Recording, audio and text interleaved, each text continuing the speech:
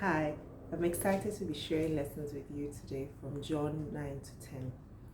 Now, Jesus' method of healing the man that was born blind was actually very unique and quite symbolic.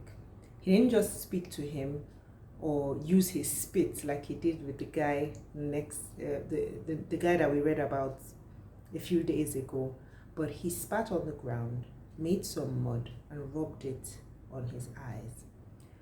Now, some people believe that the man was actually born with no eyes, and this was Jesus actually forming new eyes for him from the dirt from which we were created. Remember, he was there in creation, and most people believe, some scholars believe actually, that this was him giving him new eyes.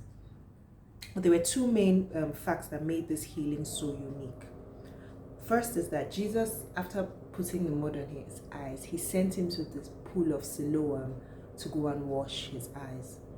Now, the pool of Siloam back then was a hive of activity. It was a hot spot, bubbling with activity, so there were people.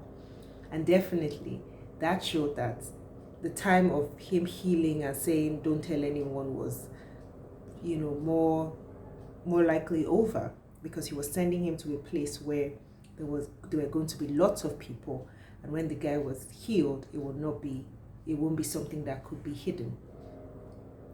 And the second thing he did was he also healed the man on the Sabbath, and I have a feeling that this was him trying to get under the Pharisees' skin again, so that he could address their man-made laws and point it out, further shine a light onto the things that they were doing that were wrong. Now, the man who was healed, did it occur to, well, it just occurred to me, he didn't see Jesus. He didn't see the person that healed him. He didn't know the person that healed him. He only knew his name. It wasn't until Jesus came to him and told him that he was the Messiah, and then he believed. So he healed him before he knew who he was, and when he knew who he was and Jesus introduced himself to him, then he believed. I thought that was actually amazing. Then again, Jesus refers to himself as the Good Shepherd, highlighting his relationship with the sheep. And this reminded me of the revelation I got when we read John 6:37, that the Father has given Jesus his people. So he already has his people, and the people he has given to him are his people. I dare say that that's the most significant thing that I've learned lately in these last few weeks that we've been reading the Bible. Like, it's one thing that has really, really, really resonated with me. Now, Jesus called himself the shepherd, the gate, and the shepherd, he says he was the shepherd, and he's also the gate, and he truly is. Because I remember the first time I heard that gate thing, I thought of like a physical gate, but I understood that at night, in those days, the shepherd would lie across the opening of the sheep's pen to prevent them from going out, astray, and prevent anyone from coming in. So he acted like a gate, and that was what Jesus was trying to illustrate by calling himself the gate. And he truly is, and Jesus takes his role as both very seriously and very personally, and he's very personally invested in them. Now, Jesus referenced sheep in verse 16, and those sheep, by those sheep he was referring to the Gentiles. Now let me just read it to you. It says, I have other sheep that are not of this pen. I must bring them also.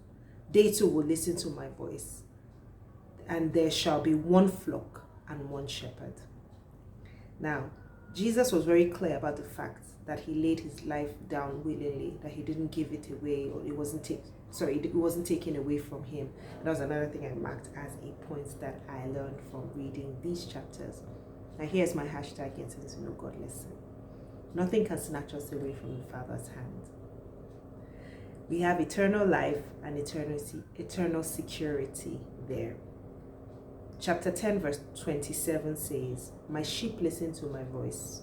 I know them and they follow me. I give them eternal life and they will never perish.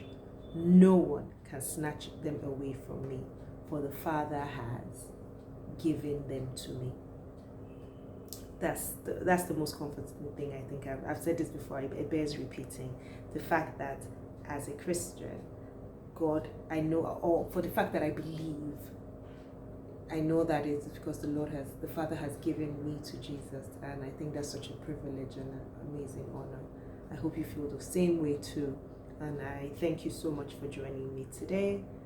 I look forward to sharing tomorrow's lesson with you, God willing. Have a wonderful day. Bye.